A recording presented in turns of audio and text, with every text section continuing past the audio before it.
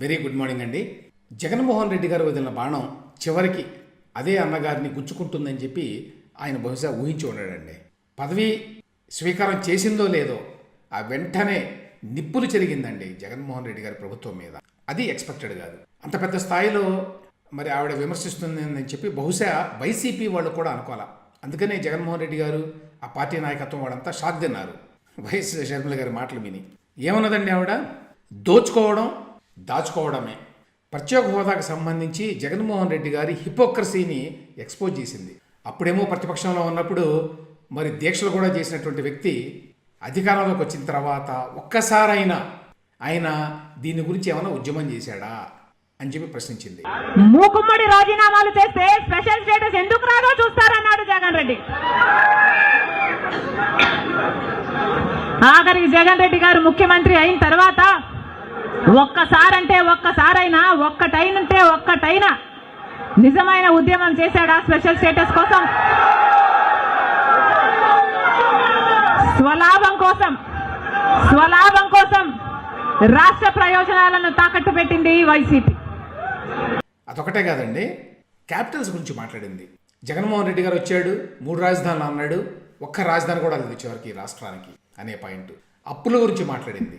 ఇంకా ముందుకెళ్ళి క్రైస్తవం గురించి కూడా మెన్షన్ చేసింది. అది కూడా విశేషమే. ఎందుకంటే జగన్మోహన్ రెడ్డి గారి బలం అంతా కూడా ఆ క్రైస్తవ ఓటే కదా. సో అక్కడ దెబ్బ కొట్టింది షర్మిల గారు.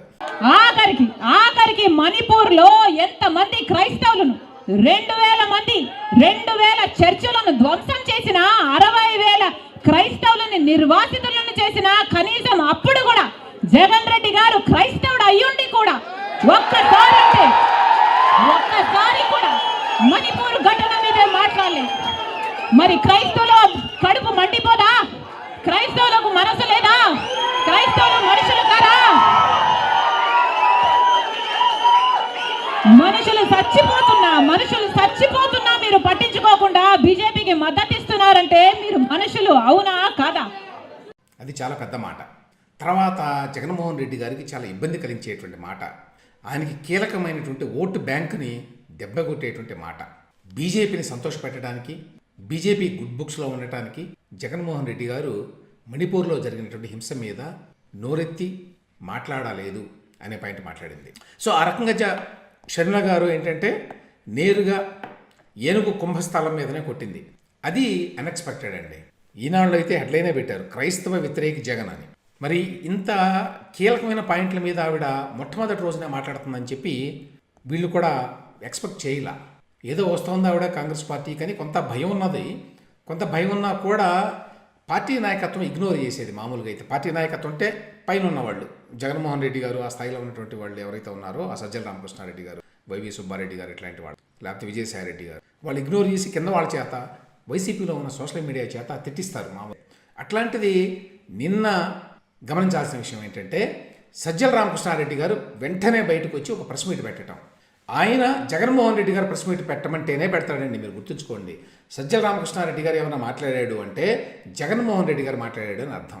ఆయన వెంటనే బయటకు వచ్చి మాట్లాడాడు. ఆ తర్వాత వైవి సుబ్బారెడ్డి గారు, ఆయన కూడా చాలా సన్నిహితుడండి ఫ్యామిలీకి. ఎందుకంటే షర్మిల గారికి జగన్ గారికి బాబాయ్ కదా, వాళ్ళ సొంత పిన్ని భర్త వైవి సుబ్బారెడ్డి గారు. అందుకనంత అన్ని కీలకమైన పదవులు ఉంటాయి ఆయనకి. ఆయన కూడా మాట్లాడాడు బయటకు వచ్చి. ఒక మాట అన్నదండి షర్మిల గారు, అది ఇక్కడ వర్తిస్తుంది కరెక్ట్గా. అదేంటంటే ఎవరికి ఎక్కువ భయం ఉంటే వారే నన్ను విమర్శిస్తారు అన్నది. అది కరెక్ట్. ఎవరండి వెంటనే వచ్చి విమర్శించింది, స్పందించింది? వైసీపీ సీనియర్ నాయకత్వం. వైసీపీలో ఉన్న కింద సోషల్ మీడియా వాళ్ళు, ఆ పెయిడ్ ట్రోల్స్ ఇట్లాంటి వాళ్ళు కాదండి. చిల్లర ట్రోల్స్ ఎప్పుడూ ఉంటాయి షర్మిల గారి మీద, అవి కాదు. పెద్ద నాయకులే నిన్న స్పందించారు. ఎందుకంటే వాళ్ళకి ఎక్కువ భయం ఉన్నది కాబట్టి. సరే, సజ్జల రామకృష్ణారెడ్డి గారు ఆయన మాట్లాడాల్సిన మాటలన్నీ మాట్లాడాడు. కాంగ్రెస్లో చేరిన తర్వాత షర్మిల గారి యాస భాష మారిపోయినాయి, ఆవిడ ఇట్లా మాట్లాడడం కరెక్ట్ కాదు అన్నాడు. బాబు కోసం బలి అని చెప్పి సాక్షి పత్రికలో హెడ్లైన్ పెట్టారండి. చంద్రబాబు చివరి అస్త్రంగా షర్మిల అని చెప్పి వీళ్ళ యొక్క ప్రయత్నం ఏంటంటే, డెస్పరేట్ అటెంప్ట్ ఏమిటంటే ఈ షర్మిల గారిని తెలుగుదేశం పార్టీ పెట్టినటువంటి వ్యక్తి, తెలుగుదేశం పార్టీ కోసం పనిచేస్తున్న వ్యక్తి అనేటువంటి ఒక ఆ ప్రచారాన్ని జనంలోకి తీసుకువెళ్ళాలి అనేది వాళ్ళ ఉద్దేశం. ఈవిడ తెలుగుదేశం పార్టీ కోసమే పనిచేస్తుంది. అంటే జగనన్న వదిలిన బాణం కాదు ఈవిడ, చంద్రబాబు నాయుడు గారు వదిలిన బాణం అనేటువంటి మెసేజ్ వెళ్ళాలి జనంలోకి. దానికోసమని పదే పదే అది మాట్లాడతారు. ఇక మిగతావన్నీ సరే ఆవిడని విమర్శించారు. అయితే వాళ్ళు మరీ ఆవిడ ఫ్యామిలీ మెంబర్ కాబట్టి ఒక స్థాయి దాటి విమర్శించలేరు, పొలిటికల్గా విమర్శించడం తప్ప. వైసీపీ నాయకత్వం ఎందుకంత భయపడుతోందండి? కీలకమైన పాయింట్ ఏమిటంటే ఆవిడ క్రైస్తవం గురించి ప్రస్తావించిందని చెప్పాను. వైసీపీకి ఉన్నటువంటి ధైర్యం ఏంటంటే ఎన్నికల్లో వాళ్ళకి ఖచ్చితంగా వచ్చేటువంటి ఓటు బ్యాంక్ ఏదైతే ఉందో అది క్రైస్తవ ఓట్లండి. అది నంబర్ 1. సంఖ్యాపరంగా కూడా ఎక్కువ, దాదాపు 20% క్రైస్తవులు ఆంధ్రప్రదేశ్లో.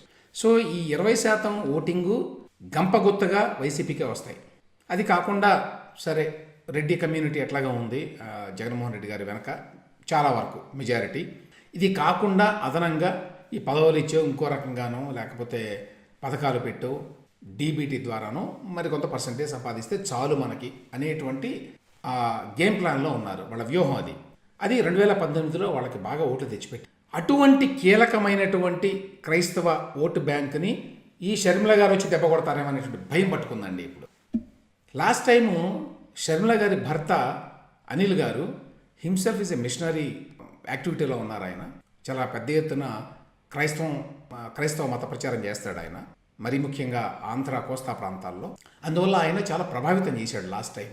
ఎన్నికల ముందు, ఎన్నికల సందర్భంగా, ఎన్నికల తర్వాత కూడా మాట్లాడాడు ఆయన ఓపెన్గా బయటకు వచ్చి. నా కారు నంబర్ కూడా 153 151 అనుకుంటా, 151. ఆ స్థాయిలో అతను పనిచేశాడు. అతను పనిచేయడం కూడా ఉపయోగపడింది వైఎస్ఆర్సీపీ. ఇప్పుడు మరి షర్మిల గారు బయటకు వచ్చిన తర్వాత షర్మిల గారు ఆవిడ భర్త ఇప్పుడు ఆ క్రైస్తవ ఓటు బ్యాంకుకి చిల్లు పెడతారేమో అనేటువంటి భయం పట్టుకుంది. అందువల్ల షర్మిల యొక్క ఆవిడ క్యారెక్టర్ను కూడా దెబ్బతీయడానికి వెనుకంచి వేయడం అలా వాళ్ళు. ఫస్ట్ దానికి సిగ్నల్ ఏమిటంటే అసలు షర్మిల గారినేమో రెడ్డీస్ డిజోన్ చేసుకునేట్టుగా చేయబోతున్నారని అండి. ఎందుకంటే రెడ్డి ఓట్లో కూడా చీలికొచ్చే అవకాశం ఉంటుంది కదా. రెడ్డీస్లో ఎస్పెషల్లీ రాయలసీమలో కన్వర్టెడ్ క్రిస్టియన్స్ చాలా ఉన్నారు, వాళ్ళు కూడా ప్రభావితం అయ్యే అవకాశం ఉంటుంది కదా. అందువల్ల ఫస్ట్ ఆఫ్ ఆల్ ఆవిడ రెడ్డి కాదు. ఇది పెద్ద ఎత్తున ప్రారంభించారండి. నిన్న ఈ పెద్ద నాయకులు ఎవరైతే ఉన్నారో వాళ్ళేమో పొలిటికల్గా మాట్లాడారు, ఎందుకంటే వాళ్ళు అసభ్యంగా మాట్లాడారు కాబట్టి, ఫ్యామిలీ మెంబర్ కాబట్టి షర్మిల గారు. కానీ వాళ్ళ సోషల్ మీడియా చేత అయితే అన్నరాని మాటలు అనిపించారండి. అవన్నీ కూడా నేను చదవలేను ఇక్కడ. కానీ భారతి గారికి వారి వర్గం వేరు, భారతి గారు అవినాష్ రెడ్డి గారు వాళ్ళ వర్గం వేరు. ఆ వర్గమే ఇప్పుడు ప్రస్తుతం వైసీపీలో పెత్తనం చేస్తోంది అనేది అందరూ చెప్పేది. సో వాళ్ళ వెనక కొంతమంది ఉన్నారు, ఈవెన్ రెడ్డి సామాజిక వర్గంలో, ఎస్పెషల్లీ రాయలసీమలో. సో అందులో ఒక వ్యక్తి పెట్టింది చదువుతాను నేను. దాన్ని బట్టి మీకు ఏ రకంగా అటాక్ చేస్తున్నారు షర్మిల గారిని అనేది అర్థమవుతుంది. అధికారంలోకి రాగానే ఆ అధికారాన్ని అడ్డం పెట్టుకొని క్రైస్తవ సభలు పెట్టి విదేశాల నుండి భారీగా దోచుకోవాలని నీ మొగుడు వేసిన ప్లాన్ తెలిసిన జగన్మోహన్ రెడ్డి గారు వద్దన్నారు. నీ మొగుడిని వద్దు అని అన్నందుకు ఇంత కక్ష కడతావు అనుకోలేదు. పాదాల యాత్ర మేరుసుపల్లి షర్మిల గారు, నువ్వు ఎన్ని మాట్లాడినా నీ క్రెడిబిలిటీ పోవడమే తప్ప మిగిలేదు ఏమీ లేదని. ఇక భాషాపరమైనటువంటి చాలా తప్పులు ఉంటాయి అనుకోండి, అది పక్కన పెట్టండి. విషయం ఏంటంటే షర్మిల గారు ఆవిడ భర్త అనిల్ గారు క్రైస్తవ సభలు పెట్టి విదేశాల నుండి భారీగా దోచుకోవాలని ప్లాన్ వేస్తే జగన్మోహన్ రెడ్డి గారు ఆపారట. యాక్చువల్గా ఈ వైఎస్ఆర్సీపీ అనేది క్రైస్తవానికి సంబంధించి అంతర్లీనంగా వాళ్ళు చాలా అనుబంధం ఉంది. ఆ క్రైస్తవ సంఘాలతోటి, చర్చిలతోటి, పాస్టర్లతోటి ఒక నెట్వర్క్ ఉన్నది. యాక్చువల్గా ఆ నెట్వర్క్ ద్వారానే వీళ్ళు ఓట్లు బాగా సంపాదిస్తున్నారు అనేది అందరికీ తెలిసిన విషయమే. ఇప్పుడు అదే క్రైస్తవ సభలు పెట్టి మరి నీ మొగుడు అన్నారు అనిల్ గారిని, వేసిన ప్లాన్ అని తిడుతున్నారు. రెండవది మేరుసుపల్లి షర్మిల గారు, ఇంకెక్కడో అయితే మేరుసుపల్లి షర్మిలారెడ్డి గారు అని చూసా. ఆవిడ యొక్క legitimacy as a member of YS Rajasekhara Reddy family, అది కూడా దాన్ని కూడా తుడిచిపెట్టాలి అని చెప్పి ఒక ప్రయత్నం అండి. ఆవిడ అసలు వైఎస్ ఫ్యామిలీకి చెందిన వ్యక్తి కాదు అనేది కూడా ఒక మెసేజ్ ఇవ్వాలనేది ఒక ప్రయత్నం చేస్తారు. అది భారీ ఎత్తున సోషల్ మీడియాలో, వైసీపీ సోషల్ మీడియాలో కనిపిస్తోంది. ఆవిడని వీళ్ళు మేరుసుపల్లి షర్మిల అని చెప్పి మాట్లాడుతున్నారు. రెడ్డి అనేది తీసేశారు, వైఎస్ అనేది తీసేశారు. ఇంతకుముందు మీరు గమనిస్తే ఆవిడ ఎస్పెషల్లీ జగన్మోహన్ రెడ్డి గారి తరఫున వైసీపీలో పాదయాత్ర చేసి ప్రచారం చేసినప్పుడు ప్రతిసారి కూడా వైఎస్ షర్మిలారెడ్డి రాసేవారండి. ఇప్పుడు అవన్నీ తీసేసి మేరుసుపల్లి షర్మిల అయింది. మీరు సాక్షి పత్రికలో కూడా గమనించండి, సాక్షి పత్రికలో కూడా ఆవిడ వైఎస్ షర్మిలారెడ్డి నుంచి రాయడం లేదండి. ఎక్కడ చూసినా కూడా షర్మిల అని రాస్తున్నారు, అంతే.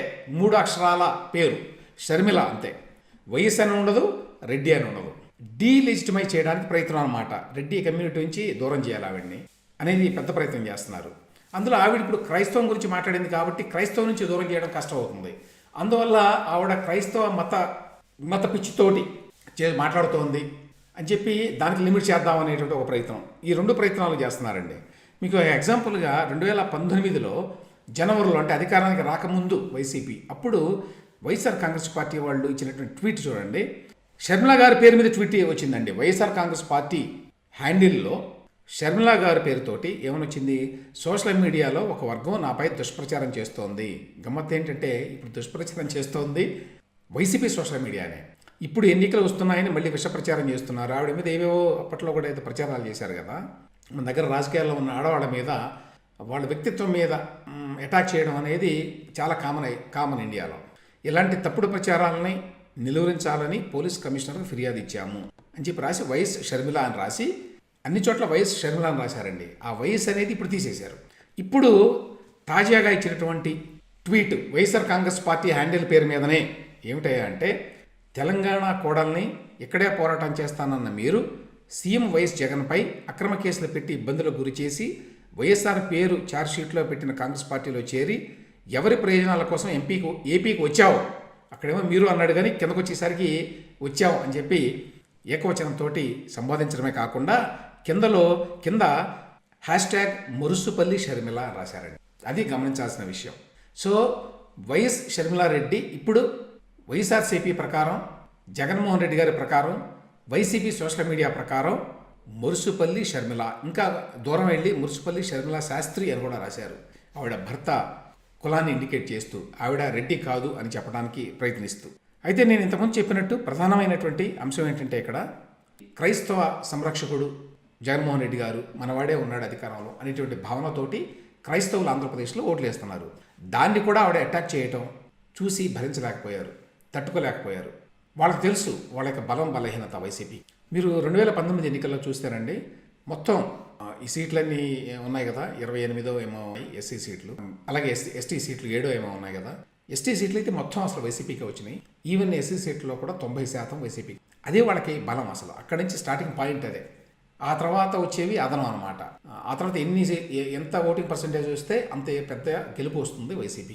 ఆ నేపథ్యంలో వాళ్ళకి కీలకమైనటువంటి ఓటు బ్యాంక్ ఏదైతే ఉందో దాని మీదనే దెబ్బ కొట్టడానికి వైసీపీ వస్తుందా అనే భయం పట్టుకుంది. దీనికి తోడేమిటంటే, కాంగ్రెస్ పార్టీకి మైనారిటీల పార్టీగా క్రిస్టియన్లు, ముస్లింలు ఎంతో కొంత అభిమానించేటువంటి, నమ్మేటువంటి పార్టీగా పేరున్నదండి చాలా కాలం నుంచి.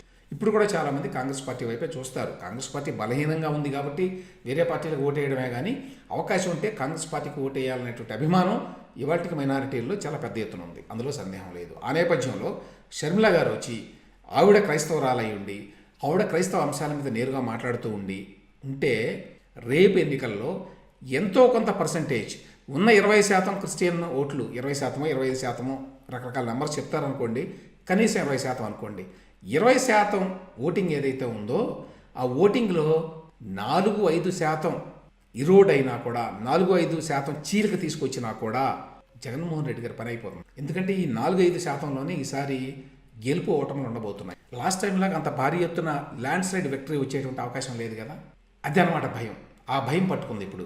ఆ భయం పట్టుకొని గిలగిల్లాడుతున్నారు ఏ విధంగా ఇప్పుడు షర్మిలని మనం అడ్డుకోవాలి అని చెప్పి. ఇక చివరగా ఒక మాట మాట్లాడుకోవాలి షర్మిల గారి గురించి. సరే, ఇదంతా జరుగుతున్నటువంటి పొలిటికల్ డెవలప్మెంట్స్ మీద మన వ్యాఖ్య. కానీ అసలు షర్మిల గారు ఏమిటి, ఆవిడ పొలిటికల్ వాల్యూస్ ఏమిటి అనేది కనుక చూస్తే, ఖచ్చితంగా ఆవిడ మొత్తం పొలిటికల్ జర్నీ మనం చూస్తే ఆవిడకి పెద్ద వాల్యూ సిస్టము, పెద్ద నైతికత ఉన్నట్టుగా మనకైతే కనిపించదు. ఆవిడ తెలంగాణలో పార్టీ పెట్టిన విధానం కానివ్వండి, తెలంగాణలో ఆవిడ రాజకీయ ప్రచారం చేసిన విధానం కానివ్వండి, ఆ తర్వాత తెలంగాణను వదిలేసి కాంగ్రెస్ పార్టీలో చేరిన విధానం, కాంగ్రెస్ పార్టీలో చేరి ఏపీలో బాధ్యతలు స్వీకరించిన విధానం, ఇవన్నీ చూస్తే తర్వాత ఆవిడ పదే ఆవిడ స్టాండ్ని మార్చుకోవడం. ఒకప్పుడేమో కాంగ్రెస్ పార్టీ మరి వైసీపీ వాళ్ళు చెప్పే దాంట్లో, లేకపోతే మిగతా వాళ్ళు చెప్పే దాంట్లో ఒక వాస్తవం ఏంటంటే, కాంగ్రెస్ పార్టీయే మరి వైఎస్ రాజశేఖర రెడ్డి మీద కేసులు పెట్టింది అని ఆవిడ కూడా మాట్లాడారు గతంలో. మాట్లాడి ఇప్పుడు అదే పార్టీకి ఏపీకి అధ్యక్షురాలుగా రావడం అంటే అందులో చాలా హిపోక్రసీ ఉన్నది. ఆ ద్వంద్వ ప్రమాణాలు చాలా కనిపిస్తాయి ఆవిడలో. తర్వాత ఆవిడ ఎందుకు వచ్చింది రాజకీయాల్లోకి, బేసిక్ వెనక ఉన్నటువంటి కారణం ఏంటి అంటే, అన్నతో వచ్చిన గొడవల కోసం రాజకీయాల్లోకి వచ్చిన వ్యక్తి ప్రజల కోసం, ప్రజల మేలు కోసం పనిచేస్తుంది అని చెప్పి మనం నమ్మగలమా?